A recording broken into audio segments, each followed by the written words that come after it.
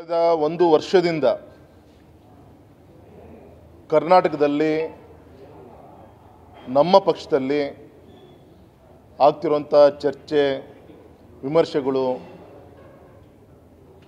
ಇಡೀ ಕಾರ್ಯಕರ್ತರು ಬೇಸತ್ತು ಹೋಗಿದ್ದರು.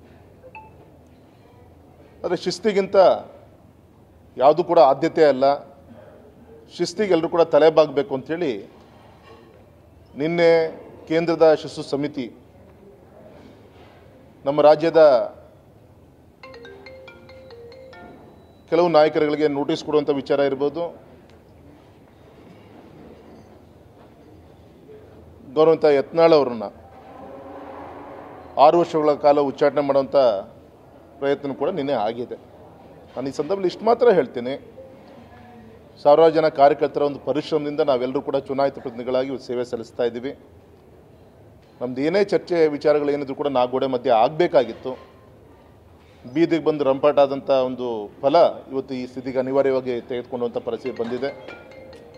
ಇದು ನಮಗೆಲ್ಲರೂ ಕೂಡ ಪಾಠ, ಚುನಾಯಿತ ಪ್ರತಿನಿಧಿಗಳಿಗಿರ್ಬೋದು, ಎಲ್ಲರೂ ಕೂಡ ಈ ಒಂದು ಚೌಕಟ್ಟಲ್ಲಿ ಸಂಘಟನೆ ಶಕ್ತಿ ತುಂಬುವಂಥ ಕಾರ್ಯ ನಾವೆಲ್ಲ ಕೂಡ ಸೇರಿ ಮಾಡಬೇಕಾಗಿದೆ. ಪ್ರಧಾನಮಂತ್ರಿಗಳು, ರಾಷ್ಟ್ರೀಯ ಅಧ್ಯಕ್ಷ ನಡ್ಡಾಜಿಯವರ ನೇತೃತ್ವದಲ್ಲಿ ಇಡೀ ರಾಷ್ಟ್ರದಲ್ಲಿ ಪಕ್ಷವನ್ನು ಇನ್ನೂ ಕೂಡ ಗಟ್ಟುಮುಟ್ಟಾಗಿ ಕಟ್ಟಬೇಕು ಅಂತೇಳಿ ಎಲ್ಲ ರೀತಿಯ ಶ್ರಮವನ್ನು ಈಗ ಹಾಕ್ತಿರುವಂಥ ಈ ಸಂದರ್ಭದಲ್ಲಿ ಅದಕ್ಕೆ ಪೂರಕವಾದಂಥ ಕೆಲಸ ನಮ್ಮ ಕರ್ನಾಟಕದಿಂದ ಆಗಬೇಕಾಗಿದೆ. ಹಾಗಾಗಿ ಇವತ್ತು ಸನ್ಮಾನಿತ ವಿಜಯೇಂದ್ರ ಅವರು ಕೂಡ ಇವತ್ತು ರಾಜ್ಯಾಧ್ಯಕ್ಷರಾಗಿ